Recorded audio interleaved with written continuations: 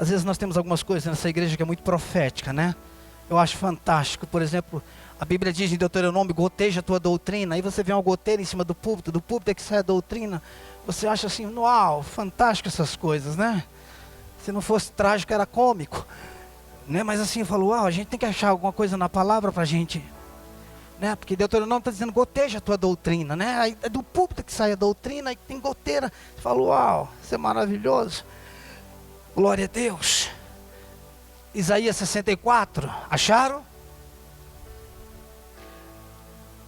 Nós vamos continuar um pouco falando sobre justificação, a condição que nós temos no Senhor. Vamos começar do versículo 1. Isaías 64 é um capítulo com 12 versículos. E eu quero ler todos os 12 versículos, ok? Diz assim: ó, se fendesse os céus e descesse, se os montes tremessem na tua presença, como quando o fogo inflama os gravetos, como quando faz ferver as águas, para fazeres notório o teu nome aos teus adversários, de sorte que as nações tremessem da tua presença. Quando fizeste coisas terríveis, que não esperávamos, desceste e os montes tremeram a tua presença. Porque desde a antiguidade não se ouviu, nem se ouviu, porque desde a antiguidade não se ouviu, nem com ouvidos se percebeu, nem com os olhos se viu, Deus além de ti, que trabalha para aqueles que nele esperam. Sais ao encontro daquele que com alegria pratica a justiça, daqueles que se lembram de ti nos teus caminhos.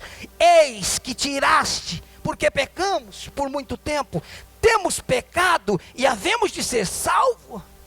Aqui está falando de uma condição de quem vivia e quem vive no pecado. Temos pecado e havemos de ser salvo, mas todos nós somos como imundo, e toda a nossa justiça como trapo de imundícia. Todos nós murchamos como a folha, e as nossas iniquidades como um vento nos arrebatam.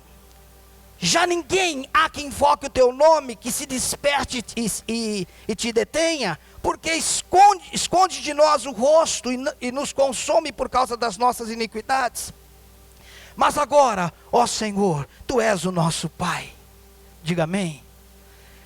Mas agora, Senhor, tu és o nosso Pai. Nós somos barro e tu o nosso olheiro, e todos nós obras das tuas mãos. Não te enfureças tanto, ó Senhor, nem perpetuamente te lembres das nossas iniquidades. Olha, pois, nós te pedimos, todos nós somos teu povo. As tuas santas cidades tornaram-se em deserto, Sião em ermo, Jerusalém está assolada. O nosso templo santo e glorioso, em que os nossos pais te louvavam, foi queimado. Todas as nossas coisas preciosas se tornaram em ruínas. Conter-te-ias tu ainda, ó Senhor, sobre essa calamidade? Ficarias calado e nos afligirias sobremaneira? Que capítulo tremendo do profeta Isaías, o profeta messiânico, sobre o povo que vivia numa condição de pecado, sobre o povo que tinha voltado as costas ao Senhor. Interessante que no versículo 6 diz: mas todos nós como imundo, e todas as nossas justiças como trapo de imundícia. Todas as nossas justiças, todos os nossos atos são como trapos de imundícia diante do Senhor. Pastor, o que são trapos de imundícia? Antigamente as mulheres não tinham absorvente e ela usava trapos nos seus dias. E é isso que ele está chamando de trapo de imundícia. Todas as vossas justiças, as nossas justiças são como trapo de imundícia. Escute, irmãos, a justificação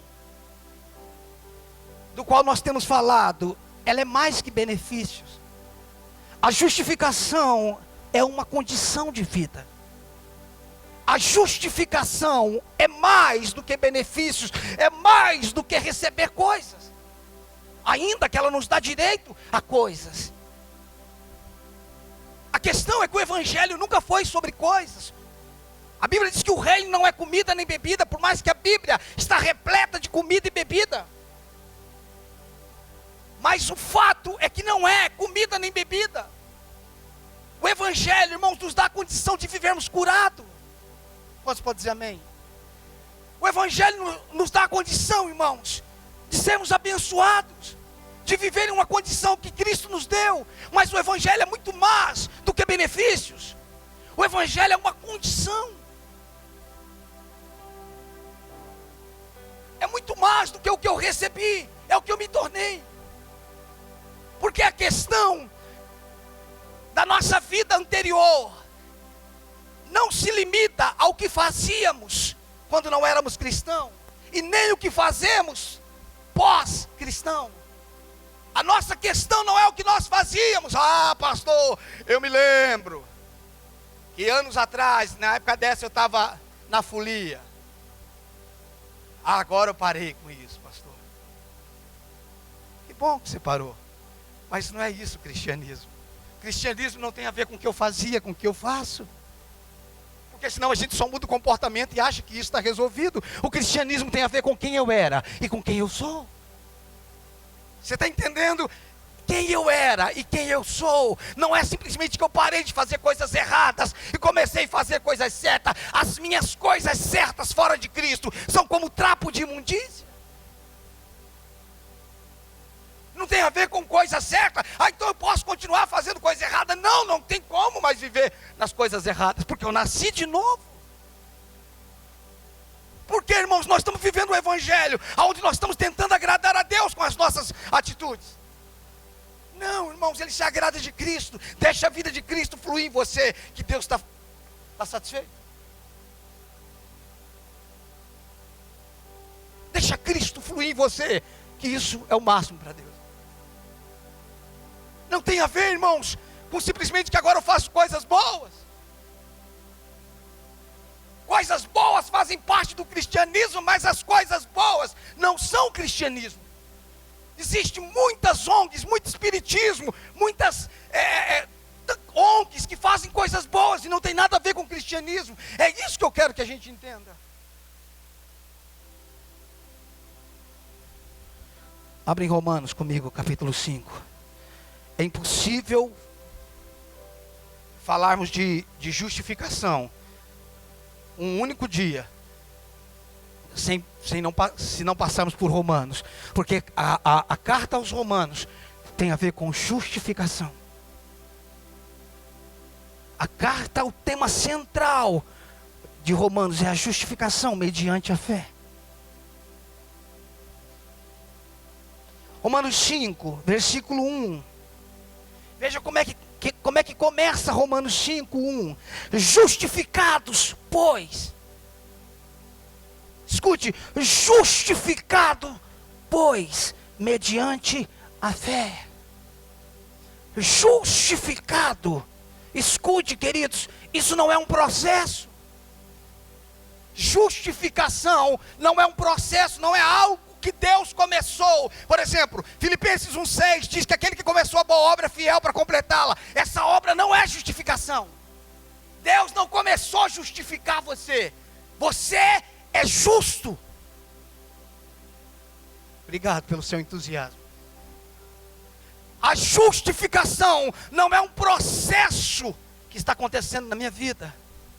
A justificação, justificados, pois, mediante a fé. A fé não me justifica, a fé é o instrumento pela qual eu me aproprio da justificação. Nunca pense que a fé é a justificação.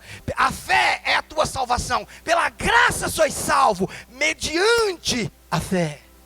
A fé é o instrumento que se apropria. A fé não é o que te salva. A fé não é o que te justifica, mas a justificação é mediante a fé. Só pode viver a justificação quem crê que Jesus assumiu o meu lugar, que Jesus pagou a minha dívida. Eu não só fui perdoado, a minha dívida foi paga.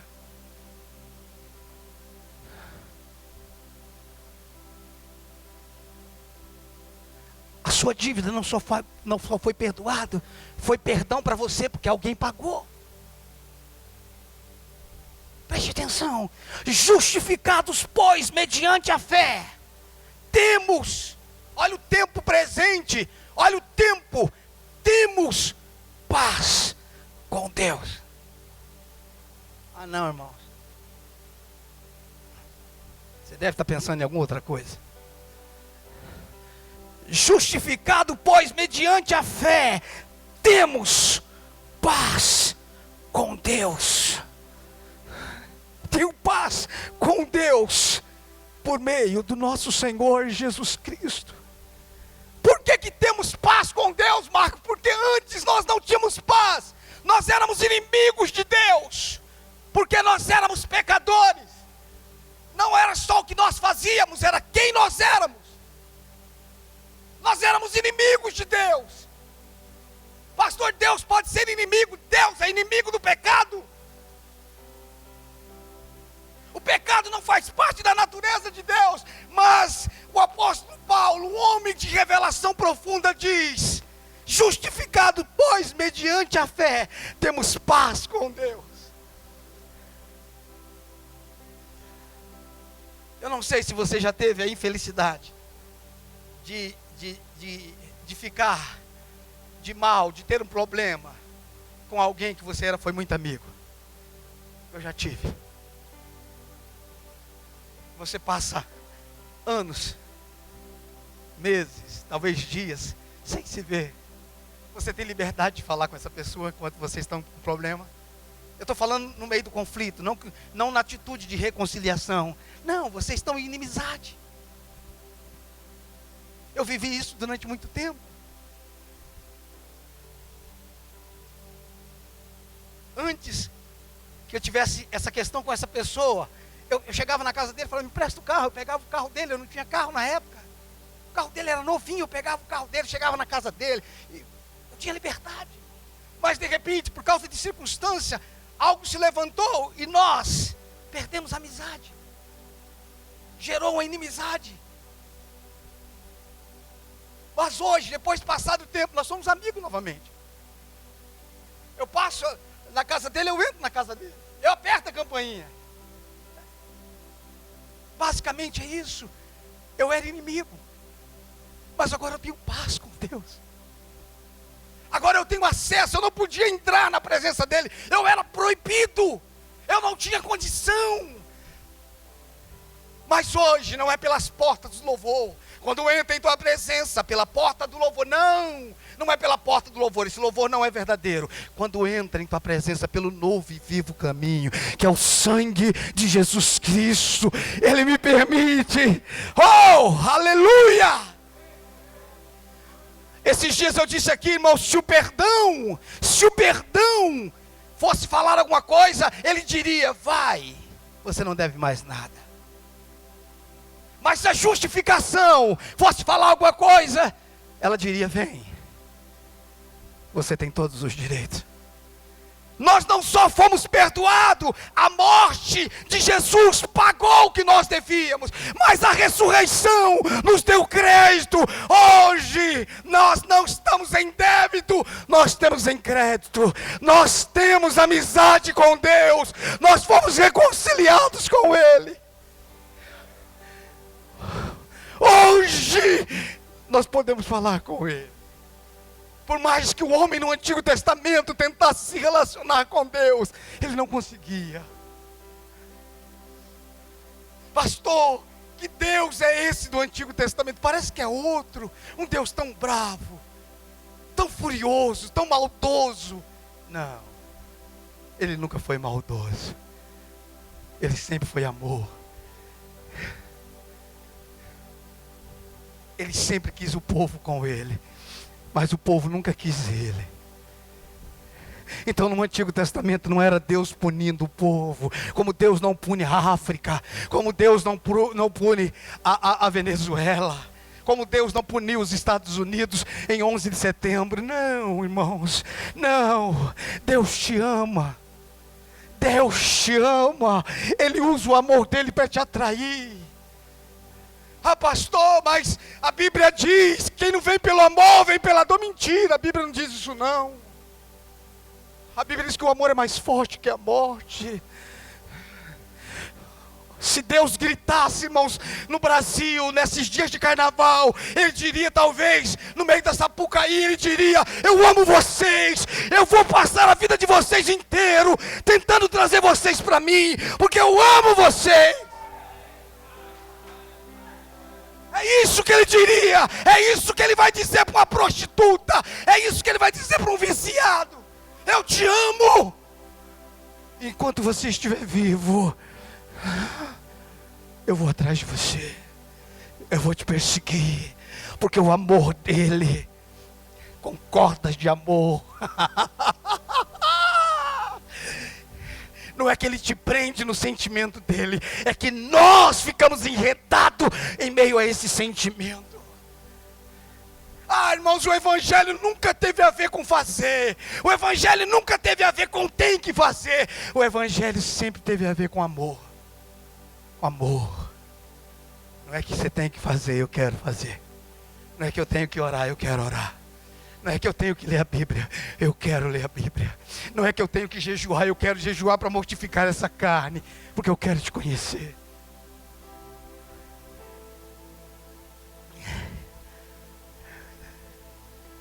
Uma vida, escuta, a justificação, preste atenção, a justificação não é aquilo que Deus faz em nós. A justificação não é aquilo que Deus faz em nós.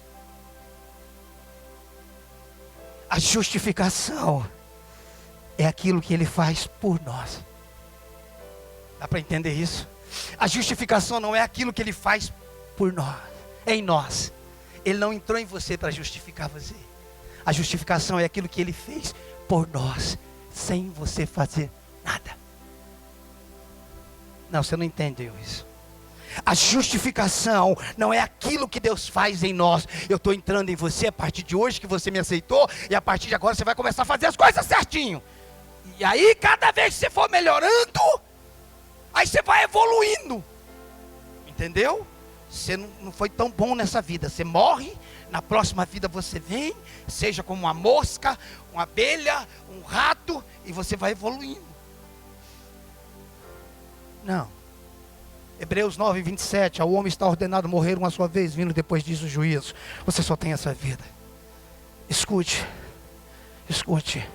a justificação não é aquilo que Deus faz em nós. A justificação é aquilo que Deus faz por nós, independente de nós. Ele fez, mas eu só me aproprio, eu só desfruto quando eu creio. A única coisa que me impede de desfrutar a justificação é se eu não crer. Mas se eu creio que Jesus morreu a minha morte, acabou.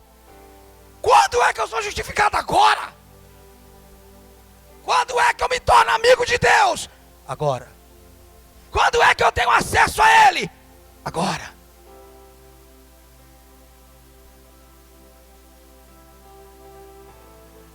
Pastor,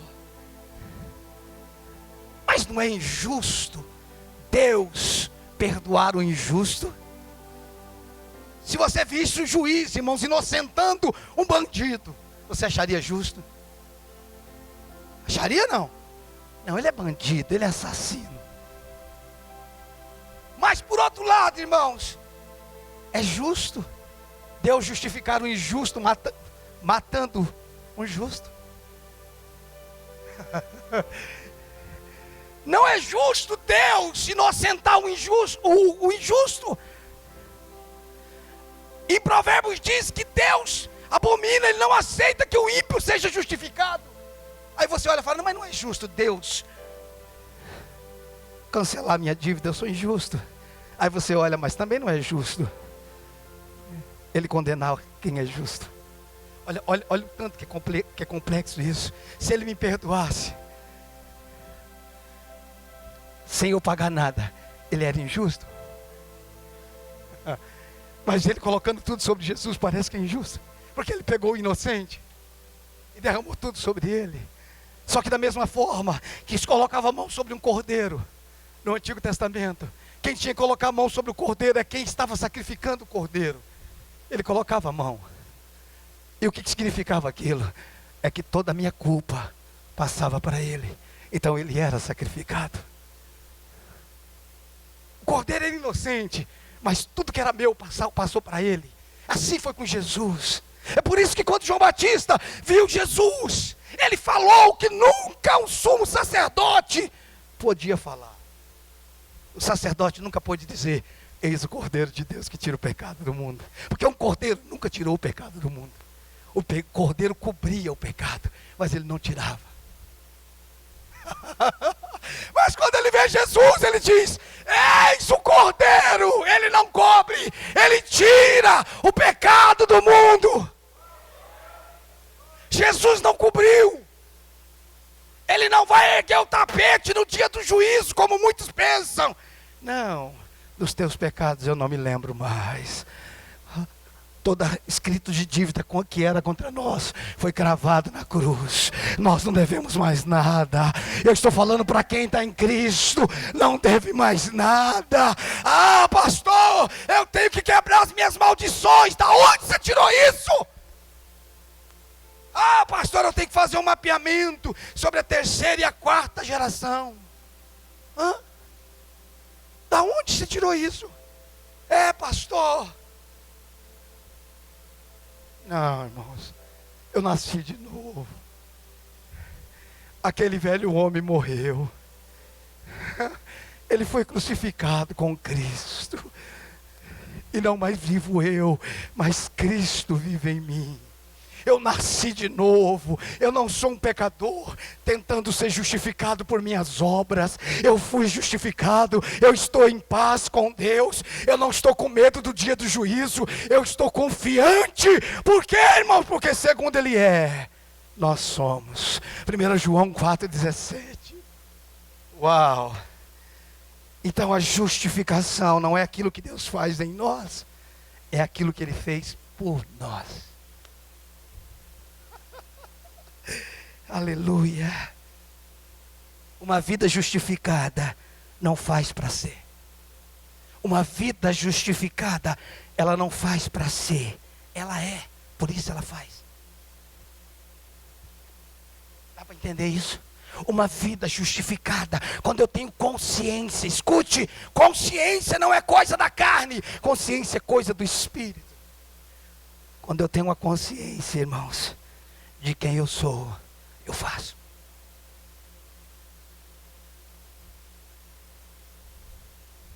Tem gente tentando agradar a Deus. Se eu fizer isso, Ele vai se agradar de mim. Se eu orar, Ele vai se agradar de mim. Não, isso é outra coisa. Não tem nada a ver com isso, irmãos.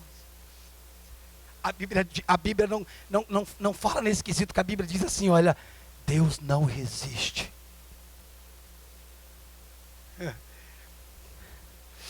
Isso tem a ver com alguma regra?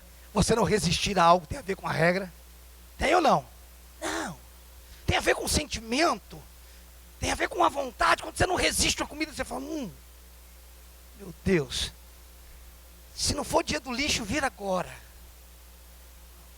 Né? Quando você vê aquela comida, você fala, mas hoje não é dia do lixo. Você fala, vai vir agora. Não, ele diz assim, Deus não resiste um coração quebrantado e contrito. Você sabe, irmãos, que Deus não resiste é quando aquilo que Ele tem por você, você começa a refletir por Ele. É quando aquele que passou toda a sua vida, não a dele, te procurando, agora você começa a procurá-lo. Paulo passou a vida inteira dele no farisaísmo, nas leis, nas regras, tentando achar ele, tentando ser perfeito. Mas ele diz que a lei, quando veio, matou ele. Trouxe a consciência quando disse, não cobiçarás. Abra comigo em Filipenses capítulo 3. Irmãos, às vezes nós olhamos para Atos capítulo 9, né?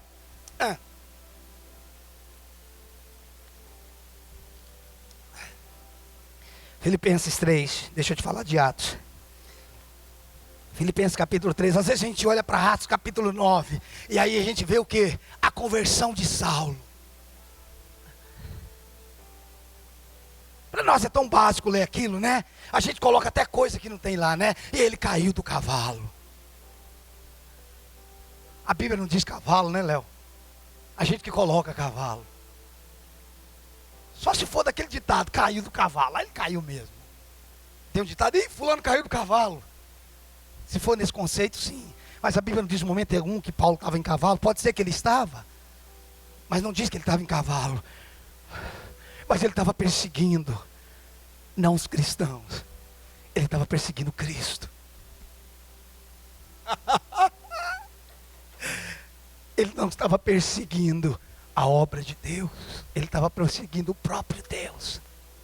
Ele perseguia.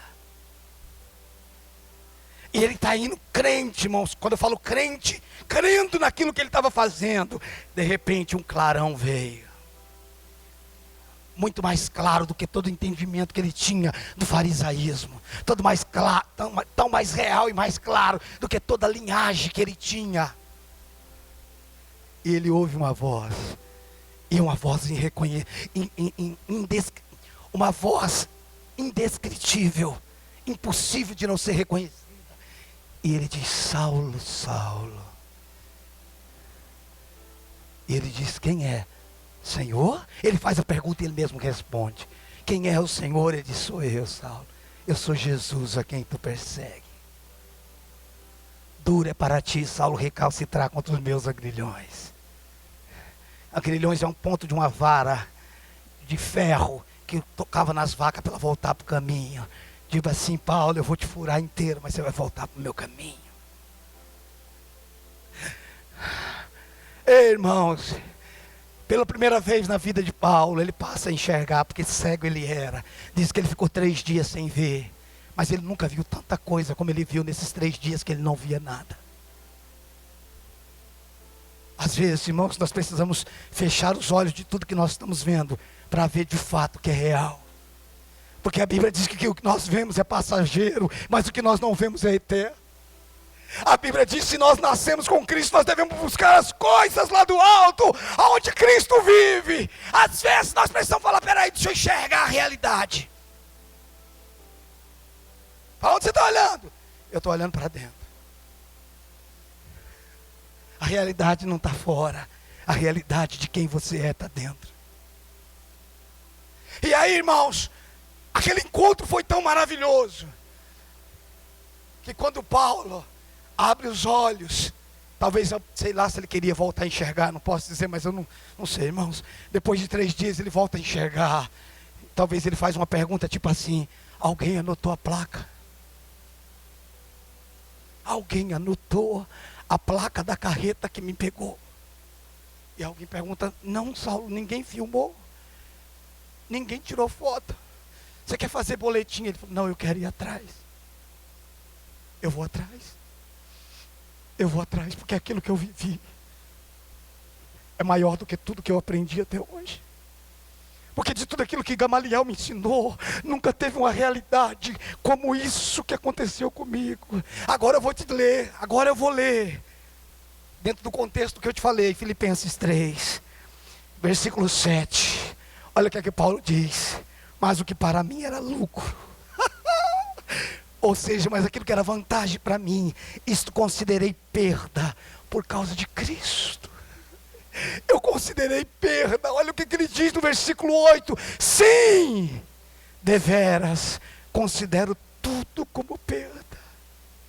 Tudo como perda por causa da sublimidade do conhecimento de Cristo Jesus, meu Senhor, por amor do qual perdi todas as coisas e a considero como refúgio para ganhar a Cristo. Ah, irmãos, Paulo ficou tão apaixonado. Ele falou que para mim era lucro, eu tenho como perda.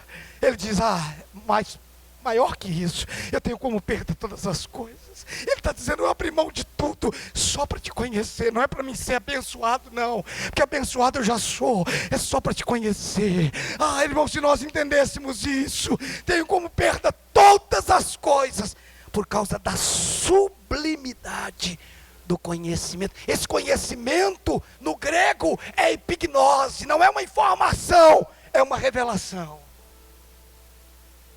Sabe o que Paulo estava dizendo? Eu vou gastar toda a minha vida, todo o meu tempo, para te conhecer. E quando terminar esse tempo nesse tabernáculo, porque vai passar, esse tabernáculo vai passar, eu vou passar uma eternidade, 2 eternidades, 3 eternidades, para te conhecer. É por isso, irmãos, dentro de toda essa ilustração que eu fiz, com muita verdade, é por isso, e só por isso, e só por causa de tudo isso, que eu não acredito que alguém que nasceu de novo consegue mais viver no pecado. Por quê? Porque todos os amores que ele tinha das drogas, do sexo, é incomparável com a chapação que ele teve em Deus. Ele diz, uau, isso é mais louco do que tudo que eu já experimentei. Eu não consigo, irmãos, sem subestimar que você conheça isso não, ou não, mas eu não consigo te expressar isso. Não dá. Não é Coca-Cola, mas é emoção para valer.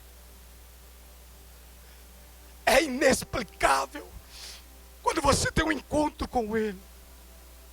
É inexplicável quando Ele passa por você e diz, se quiser me pega. Ele passa por você. Sabe aquele você está indo para Rio Preto, Marcelo, na Bandeirantes, antes de chegar na Washington, né? 120 por hora, aí passa o cara com uma Lamborghini. E você fala, eu vou atrás. Irmão, você acelera, não vai. Não vai. Mais ou menos isso que acontece, ele passou por você.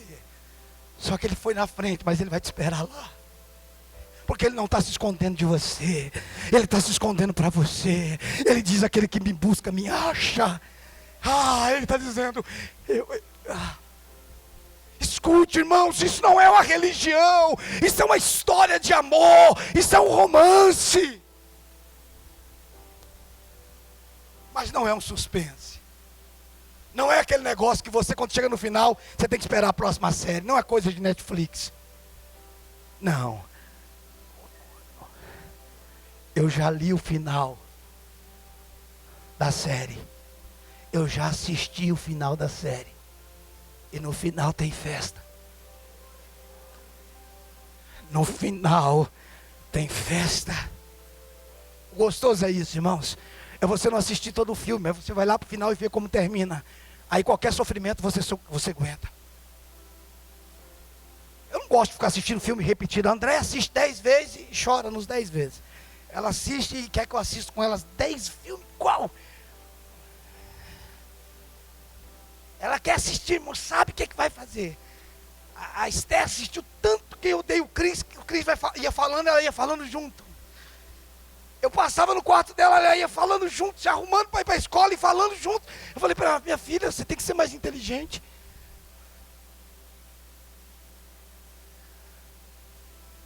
Mas quando você não conhece o filme, mas você fala, deixa eu só ir lá no último capítulo da série para me ver como é que termina.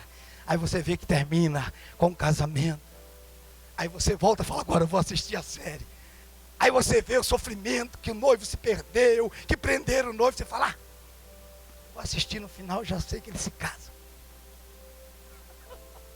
Ei, se você for lá para Apocalipse 21 e 22, você vê o filme final, a parte final. Aí você pode dizer, diabo, eu sei que no final.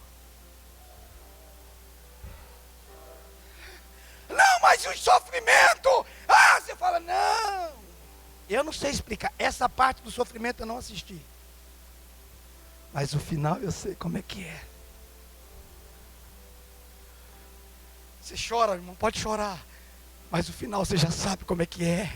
Você fala, não, isso daqui vai terminar bom demais. 70, 80, 90 anos, é rapidinho. É rapidinho, irmãos. Uau.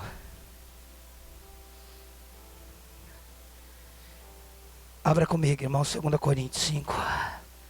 Eu te amo, Jesus.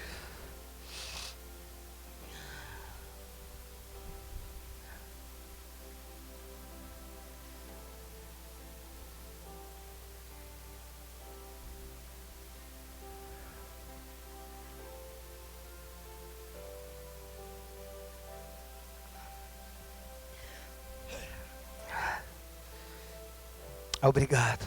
2 Coríntios 5, 21. Acharam?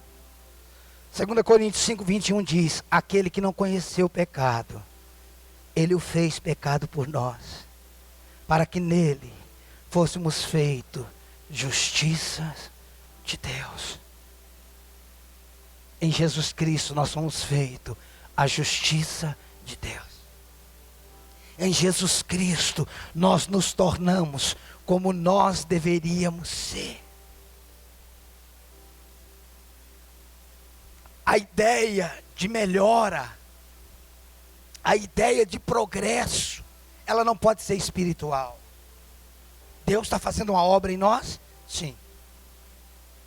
Deus está nos ajudando através da transformação da nossa mente? Sim.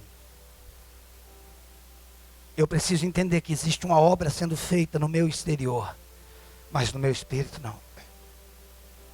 No meu espírito não. Porque se eu não entender o que é que está acontecendo, irmãos, eu vou achar que tudo na minha vida é um processo. Deus é processual, sim. Filipenses 1,6 fala de um processo. Aquele que começou a boa obra é fiel para completar. Sim, mas isso não é uma condição espiritual. Isso não é uma condição, um processo de justificação. Ó, vai melhorando, ó. Por enquanto, você fica só no banheiro do céu. Depois você vai melhorando, aí ele te deixa chegar mais perto, né? É por isso, irmãos, que eu não aguento mais essas músicas. Eu quero estar mais perto, eu quero chegar, eu quero estar, eu serei, eu chegarei. Eu não aguento mais música assim. Sabe por quê? Porque todo o evangelho que foi pregado para nós até hoje é que a gente vai chegar. Até o céu, irmãos, não é só uma realidade futura. Os céus também é uma realidade presente. Você está entendendo? Os céus não é só uma realidade futura. O arrebatamento vai acontecer, mas eu já estou assentado com Ele. Dá para entender isso, irmãos? Eu preciso ter a consciência de quem eu sou. Eu preciso ter a consciência de quem eu sou. Quem eu sou? Ah, pastor, eu sou um pecador salvo pela graça. Irmãos, é antagônico ser pecador e ser salvo pela graça. Porque se você é pecador, você não foi salvo. E se você foi salvo, você não é pecador. Salvo pela graça, sim. Mas continuar sendo pecador, não. Escute, irmão, se eu creio que eu sou um pecador, o que é que um pecador faz? Peca. Então, se eu sou pecador, irmãos, eu sempre terei uma justificativa para os meus atos. Abra comigo em João capítulo 16. Aleluia, Jesus.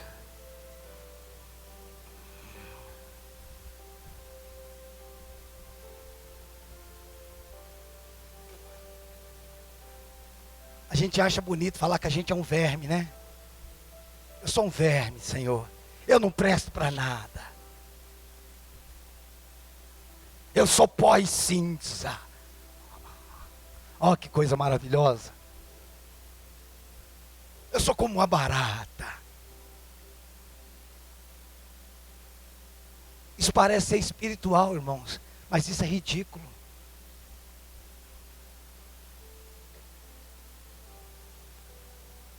Eu não era nada, mas hoje eu sou teu filho em Cristo Jesus. Eu não tenho soberba naquilo que eu sou, eu não tenho que me gloriar na carne, eu tenho que me gloriar na cruz de Cristo. Obrigado, Senhor. Irmãos, poder dizer de manhã assim: Senhor, eu posso entrar pelo novo e vivo caminho. Bom dia. Glória a Deus, Senhor. Que bom. João 16, versículo 8 até o 11. João 16, do 8 ao 11 diz assim: quando ele vier, aqui está falando do Espírito Santo, amém? Jesus está falando quando ele vier, e ele já veio, ok? Ele veio em Atos 2, aqui era uma promessa. Quando ele vier, convencerá o mundo do pecado, da justiça e do juízo. Jesus está falando, presta atenção, Jesus está falando quando o Espírito Santo, Jesus está falando que quando o Espírito viesse, ele convenceria o mundo do pecado, da justiça e do juízo. Agora ele vai explicar no próximo versículo: do pecado, porque não creem em mim; da justiça, porque eu vou para o Pai e não me vereis mais; e do juízo, porque o príncipe deste mundo já está julgado. Ele está dizendo que quando o Espírito Santo viesse, ele estava dizendo que quando o Espírito Santo viesse, ele convenceria o mundo do pecado, da justiça e do juízo. Agora ele vai explicar: do pecado, porque não creram em mim. Você creu em Jesus? Ele convencerá o mundo do pecado porque não creram nele. Você creu nele? Da justiça, porque eu vou para o Pai e não me vereis mais. E do juízo, porque o príncipe deste mundo está julgado. Você acha que o Espírito Santo está te convencendo hoje do quê? Do pecado? Do pecado, porque não creram em mim. Você creu nele?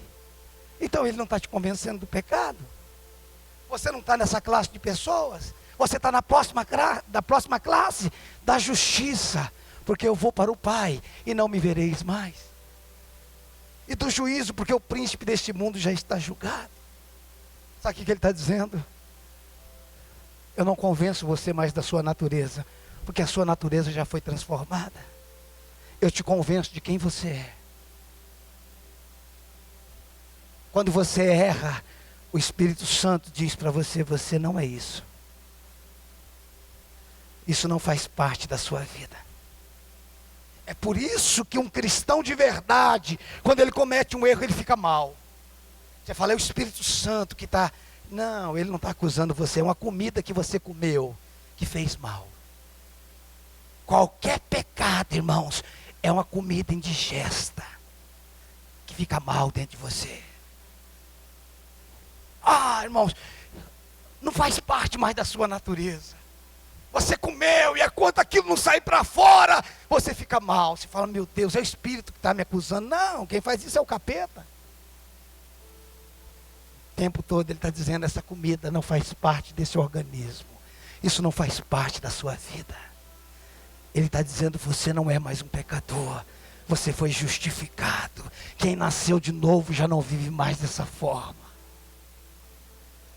É isso que ele está fazendo. Ele não está convencendo você mais do pecado, porque não creram em mim. A partir do momento que você creu nele, você nasceu de novo, você recebeu a natureza. Agora ele está te convencendo da justiça. Você é justo, você não vive dessa forma. Isso não faz... Escute, irmãos, quando eu estou vivendo santidade, eu estou vivendo a verdadeira natureza.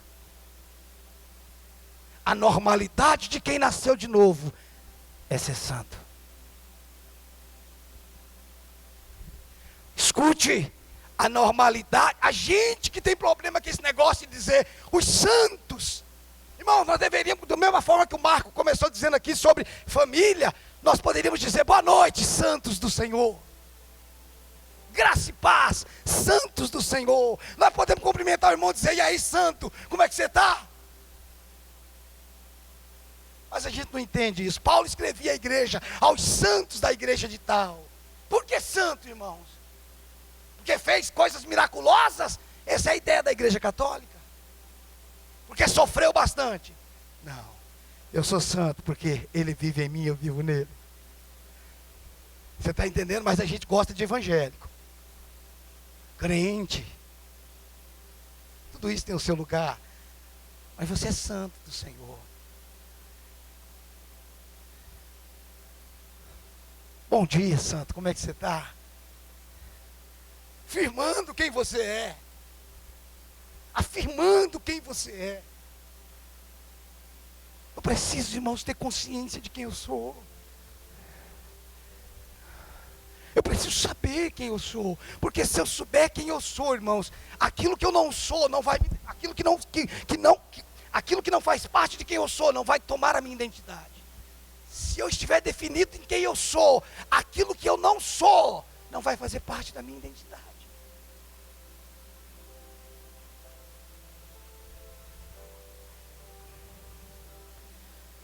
Abra comigo Gálatas, eu já estou encerrando. Gálatas capítulo 2.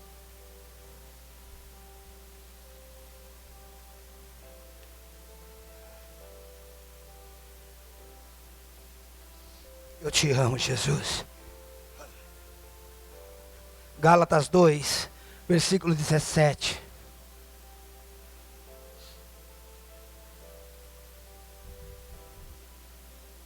Acharam? Amém? Diz assim: mas, se procurando ser justificados em Cristo, fomos nós mesmos também achados pecadores? Dar-se-á o caso de ser Cristo ministro do pecado? Certo que não. Porque se torna a edificar aquilo que destruí, a mim mesmo me constituo transgressor. Uai, mas se procurando ser justificado em Cristo, se eu estiver procurando a minha condição em Cristo, e eu me acho pecador, Cristo é ministro do pecado? É ministro do pecado? Se quando eu procuro a minha condição em Cristo, eu ainda me acho pecador, Cristo é ministro do pecado? É o que Paulo está dizendo. Por mais que todo o contexto está falando da lei, mas se procurando ser justificados em Cristo, se eu procuro a minha identidade em Cristo, e eu me acho pecador, dar-se-á o caso de ser Cristo ministro do pecado? Paulo responde: certo que não. Porque se torna a edificar aquilo que destruiu. O que foi que Cristo destruiu? A lei e a força do pecado. O que é que Cristo destruiu? A lei e a força do pecado. Se depois de Cristo ter feito tudo isso, irmãos, nós ainda somos pecadores, Ele vai tornar a edificar aquilo que Ele destruiu. Ele destruiu a força do pecado, e a força do pecado era a lei. Eu não posso, irmãos, me achar pecador vivendo nele. São coisas que não combinam, não tem nada a ver. E é isso que nós não entendemos, é isso que nós estamos perdidos.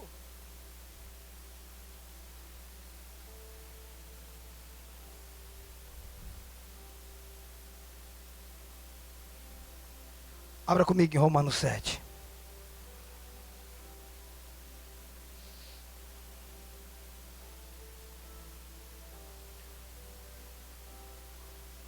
Essas mensagens que têm sido gravadas sobre justificação, as pessoas me mandam mensagem: pastor, como é que é isso que o senhor está pregando? Como é que é isso que o senhor... Está na Bíblia, irmão. Está na palavra. Romanos 7. Vamos ler a partir do versículo 16. Romanos 7, 16, acharam? Veja o que Paulo está falando. Ora, se faço o que não quero. Paulo está falando: se eu estou fazendo o que eu não quero fazer, eu consinto com a lei que é boa. Versículo 17. Neste caso, quem faz isso? Olha para a sua Bíblia, irmãos. 7,17. Nesse caso, quem faz isso já não sou eu, mas o pecado que habita em mim. Paulo está falando de pecado aí, sim ou não? Ora, se faço o que não quero, consinto com a lei que é boa. Nesse caso, quem faz isso não sou eu, mas a lei. Mas o pecado que habita em mim. Ele está falando: quando eu peco, não sou eu. Não sou eu. Mas o pecado que habita em mim. Ele está falando, habita em mim, mas não só eu. Aí, nós vamos continuar, mantenha aberto. Aí, quando você tem um sentimento, você fica em acusação. Como é que pode? Eu sou um crente pensando desse jeito. Ei, não é você, é sua carne. Você é responsável por ela, mas não tem a ver com a sua identidade.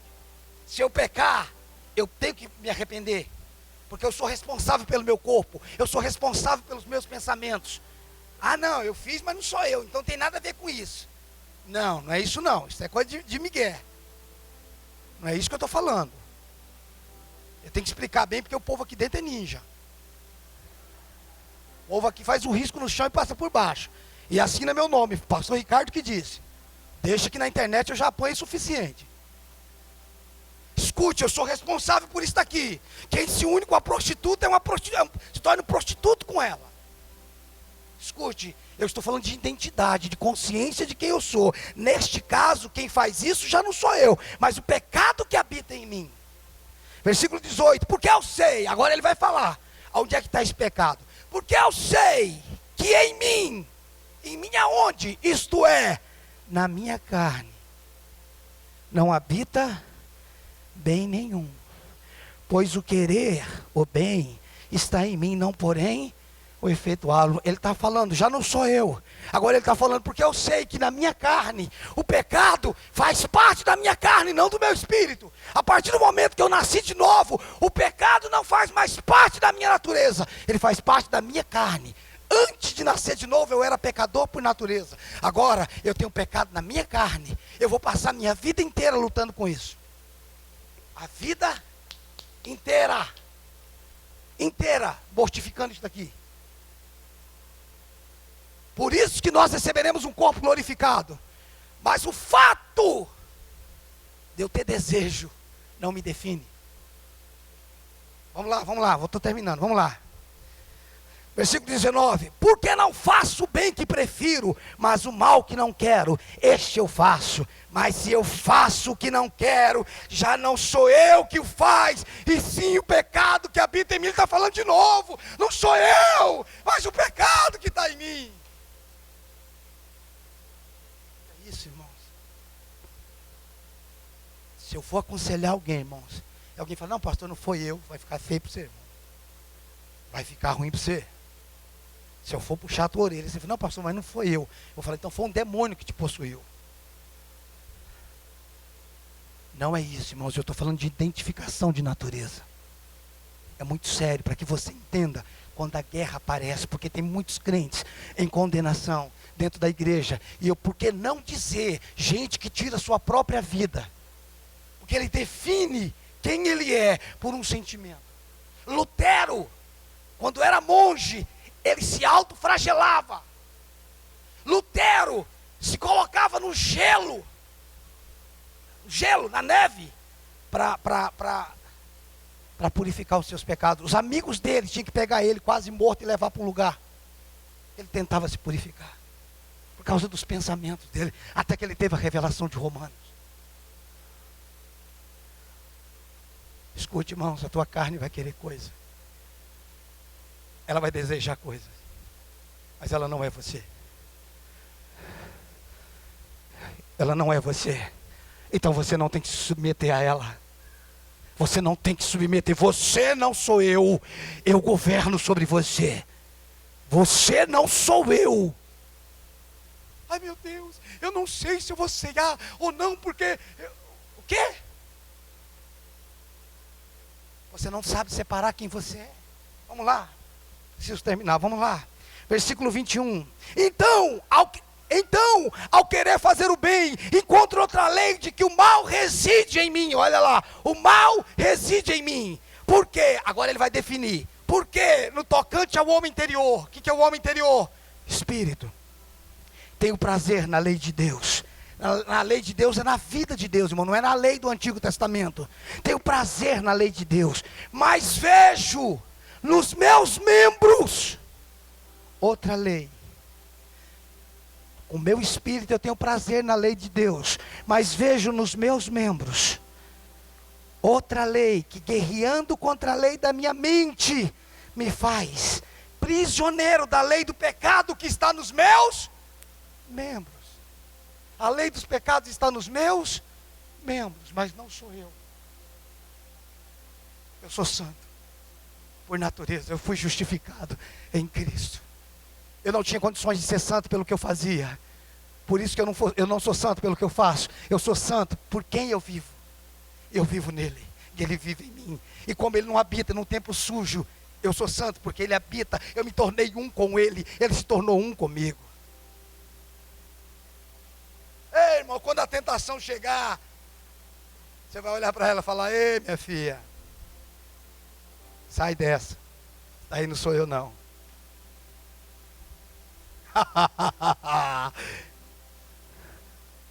Eu tenho vários textos que eu poderia ler. Os que são de Cristo crucificaram a sua carne, juntamente com as suas concupiscências. Se vivemos no Espírito, andemos no Espírito. Gálatas capítulo 5. Porque o Espírito milita contra a carne, e a carne contra o Espírito, para que porventura não faça, porque são opostos entre si, para que não façais o que porventura seja do vosso querer. A carne está trabalhando, lutando contra o Espírito, para que você não faça. Agora você está lutando com a carne a partir de onde? Você se uniu com o Senhor, você é o que com Ele? Um quê? Um espírito. O Espírito milita contra a carne. Qual é? Só o Espírito de Deus que está militando contra a carne? Ou você está inserido nisso? Você está entendendo? Eu não estou lutando contra a carne sozinha. É o Espírito, nos tornamos um. Olha que isso, irmãos. Vamos lá, vamos lá. Versículo 24. A minha versão diz assim: desventurado o homem que sou. Tem uma versão melhor que diz miserável. Esse miserável aqui, irmãos, não é que ele está se humilhando diante de Deus, não. Ele está falando da carne dele. Miserável o homem que sou, quem me livrará do corpo dessa morte? Ele está falando que miserável é o corpo dele. Miserável homem que sou, quem me livrará do corpo dessa morte? Ele vai responder, ele vai responder. Parece que eu estou vendo Paulo dizendo assim: graças a Deus. Já viu quando o irmão tem um livramento e diz: graças a Deus. É mais ou menos isso que Paulo estava fazendo. Graças a Deus por Jesus Cristo, nosso Senhor. Diga: graças a Deus por Jesus Cristo, nosso Senhor. Graças a Deus por Jesus Cristo, nosso Senhor, de maneira que eu de mim mesmo com a mente sou escravo da lei de Deus, mas segundo a carne, da lei do pecado. A minha carne está presa à lei do pecado. A minha mente e o meu espírito não. Não. Então não vem que não tem, Satanás. Não vem que não tem. Quando a tentação vier, eu quero erguer a minha mão e dizer: ô Senhor, assim como o Senhor é, eu sou. Tu és santo e eu sou santo. Eu te louvo pela condição que eu tenho em ti. Você está entendendo o que eu estou falando, irmãos? Quem está em Cristo de verdade morreu para o pecado. Eu não estou falando que você não erra. Eu estou falando que você não vive mais na prática do erro. É isso que eu estou dizendo. Isso muda tudo dentro de mim. Tem gente que parou de vir para a igreja, de ir para a igreja, de fazer um monte, porque eu sou indigno. Quando foi que você foi digno em você mesmo? É Cristo que te justifica. Nós precisamos ser justificados nele. Nós precisamos viver nele. Se você errou, irmãos, se arrependa. Saia dessa prática. A sua natureza não faz parte disso se você nasceu de novo. E se você consegue viver tranquilamente na prática do pecado, aceite Jesus. Porque você não nasceu de novo. Se você consegue viver calmo, sereno e tranquilo, diariamente no pecado, nos esqueminhas da internet. Eu ia dizer sinto muito, eu não vou dizer nem sinto muito. Eu não sinto nada, você não nasceu de novo. Não nasceu. Porque assim como ele é, eu sou. Quanto mais a vida dele cresce em mim. Quando eu falo cresce, irmãos, não é questão no meu espírito, mas ela vai tomando todo o meu ser. Mais dele é visto.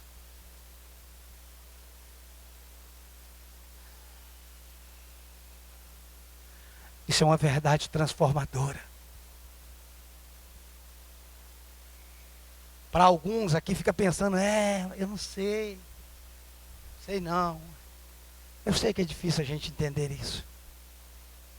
Que a gente não sabe separar quem nós somos. Mas nós somos espírito, irmãos. A nossa condição é espiritual. Eu quero te convidar a estar de pé, por favor.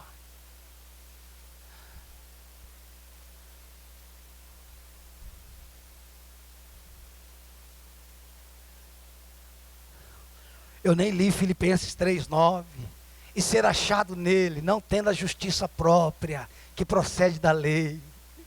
E ser achado nele, depois que eu li o 8, tenho como perda todas as coisas, o 3:9 diz, e ser achado nele, não tendo justiça própria, não são as minhas obras, quem eu sou não tem a ver com o que eu fiz, tem a ver com o que ele fez, e quem ele é em mim, quem eu sou. Irmãos, a minha vitória sobre o diabo não tem a ver com o que eu faço. Não, uma mulher deu uma cantada em mim, eu disse não para ela, venci o diabo. Não, querido, você rejeitou o diabo, mas o diabo já foi vencido. Não, eu venci o diabo. Não, Jesus venceu o diabo, e quando ele venceu o diabo, você venceu. Jesus é a sua vitória sobre Satanás. Jesus é a minha paz. Ele não me deu paz, irmãos, ele é a minha paz. Ele não me deu vida, ele é a minha vida. Ele não tem me dado vitória, ele é a minha vitória. O Senhor é tudo, como foi dito aqui, o Senhor é o meu contentamento, é a minha plenitude. Por favor, erga as suas mãos e comece a agradecer ao Senhor, de alguma forma, sobre quem Ele é, quem Ele é, quem Ele é, quem Ele é, quem Ele é.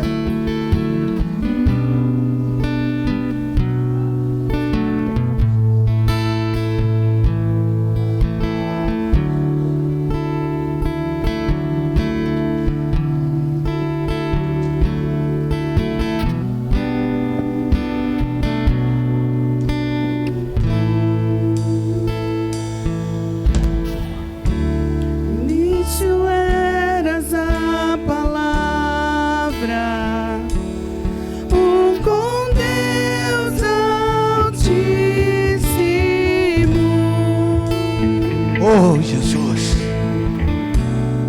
o mistério de tua glória, Cristo em ti se revelou. Oh, quão lindo esse nome é! Vamos! Oh, quão lindo esse nome é! Vamos! Vem!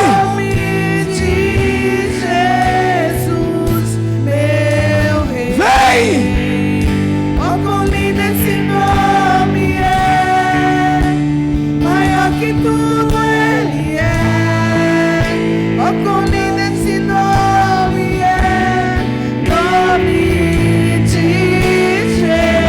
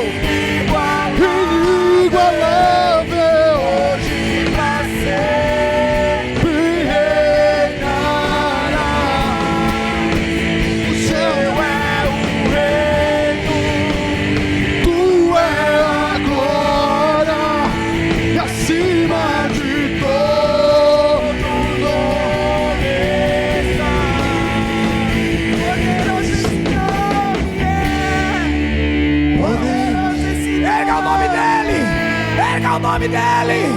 Ele é digno, ele é digno, ele é digno.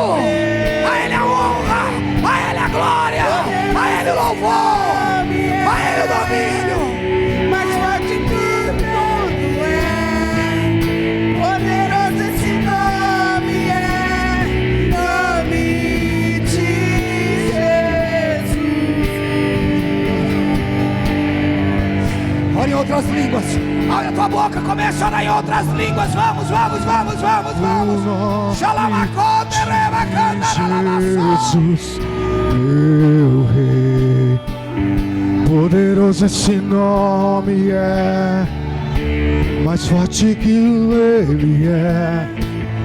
Poderoso esse nome é, nome de Jesus.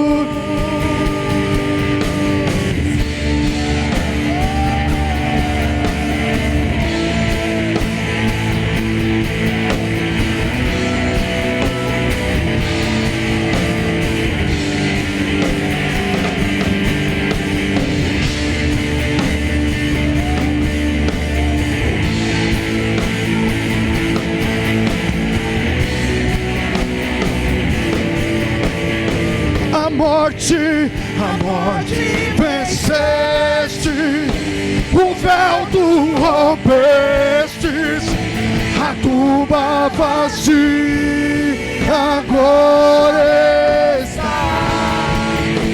Os céus te adoram, proclamam tua glória, pois ressuscitaste, vive está. Invencível, inigualável,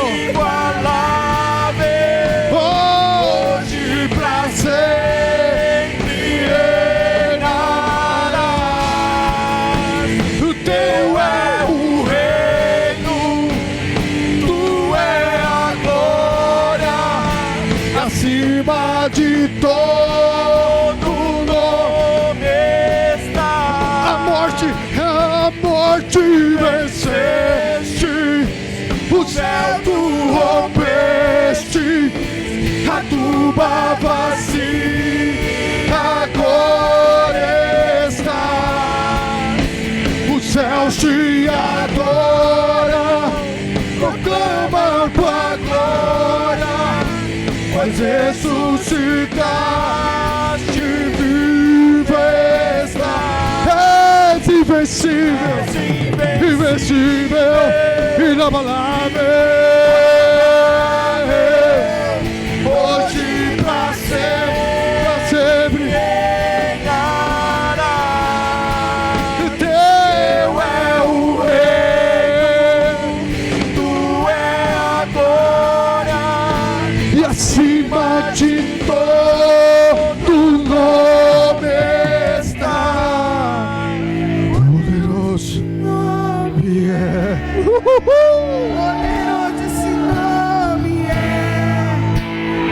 nome de Jesus, meu Rei.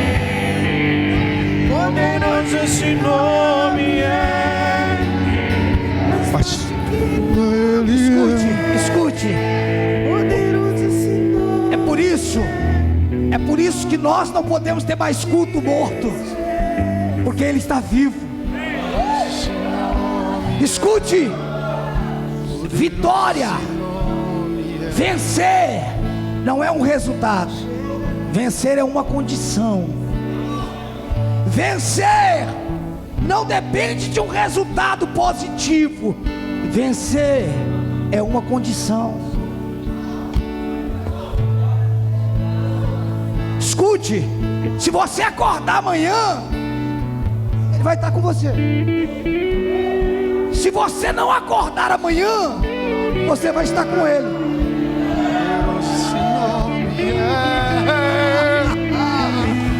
Se você acordar amanhã, Ele vai estar aqui com você. Se você não acordar amanhã, você vai estar lá com Ele. E aí, irmãos, vocês são inseparáveis? Vocês são inseparáveis. É por isso que porque Ele vive, eu posso crer no amanhã. Porque Ele vive, temor não há. Não importa o que aconteça, você é vencedor em Cristo Jesus. Não importa o que aconteça. Escute, há uma unção de Deus neste lugar. A vida de Deus está aqui. Eu quero ordenar que toda doença vá embora agora. Toda doença da planta dos pés à cabeça vai embora agora. Em nome de Jesus, caroço desapareça, diabetes desapareça, nódulo desapareça agora. Em nome de Jesus. Milagres, milagres, milagres, milagres. Pega as tuas mãos. Poderoso esse nome é. Nome de Jesus, poderoso esse nome é.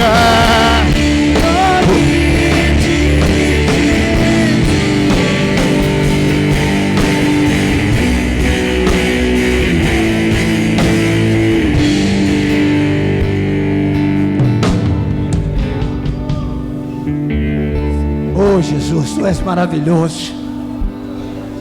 É só você pregar os céus, irmãos, que o inferno desaparece. É só você pregar a santidade, que o pecado tem que sair.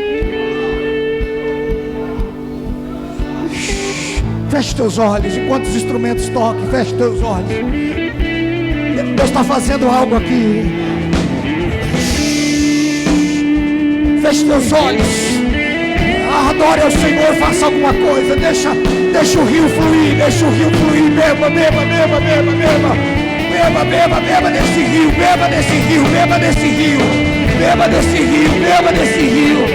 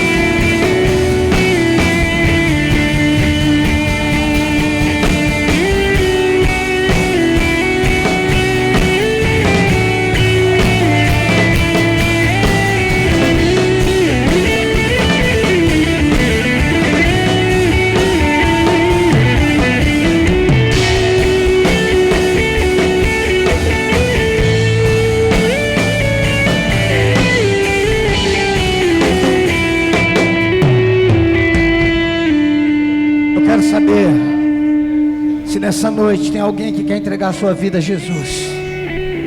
Alguém que entendeu essa palavra. Porque essa condição é para quem está em Cristo. Foi dito aqui no começo que todos quanto receberam, Deus o poder de serem feitos filhos. Se tem alguém nessa noite que quer entregar a sua vida a Jesus, alguém nessa noite que quer se reconciliar com o Senhor, Ele te ama. Você pode sair do seu lugar e vir aqui. Eu quero orar com você. Nós vamos orar com você. Você precisa ter coragem.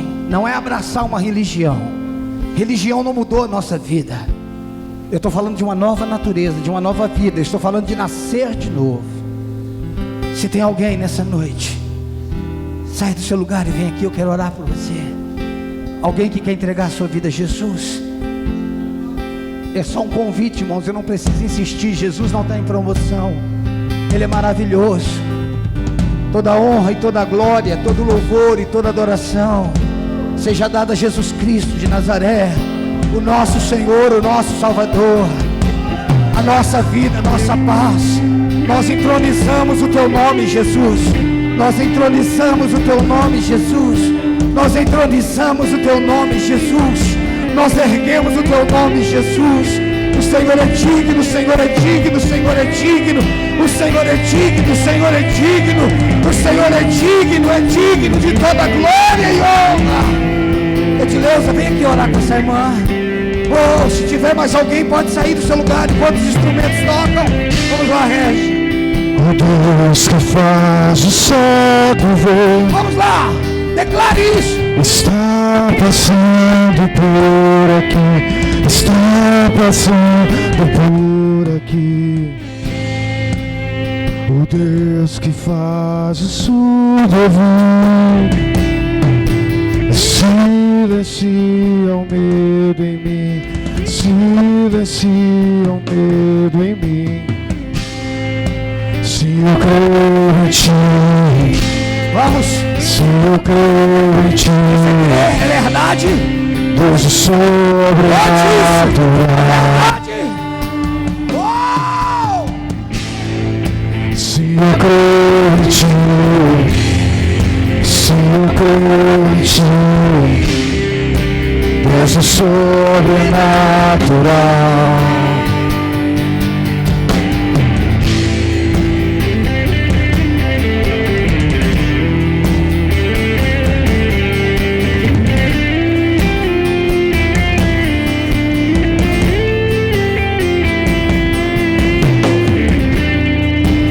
O Deus do impossível vem transformar meu coração, transformar meu coração. O Deus que a morte já venceu, vive está dentro de mim, vive está dentro de mim.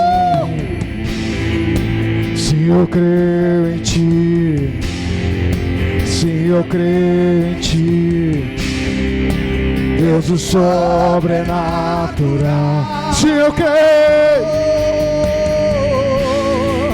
se eu creio em ti, Se eu creio, se eu creio, Deus o sobrenatural. Se eu creio em ti, se eu creio em ti, Deus o sobrenatural. Se eu creio, se eu creio, se eu creio em ti, se eu creio em ti, Deus o sobrenatural.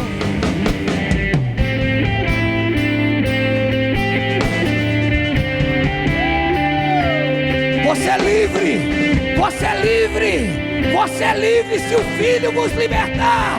Verdadeiramente sereis livre, verdadeiramente.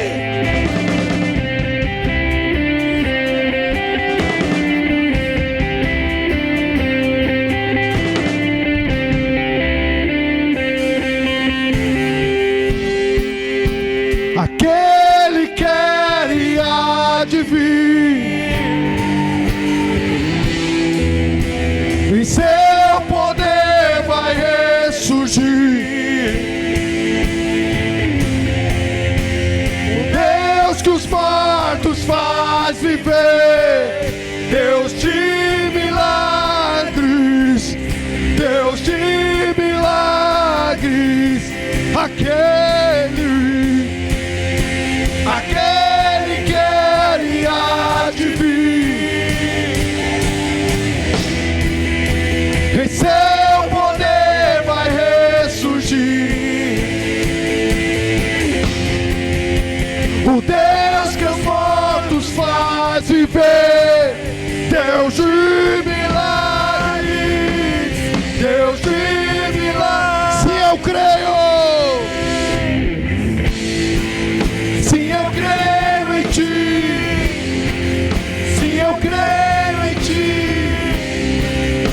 Deus do sobrenatural.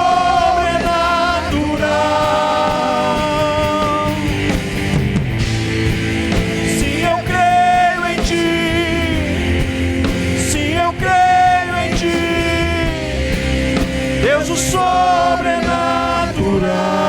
Comece a aplaudir Ele, dê brado de vitória a Ele.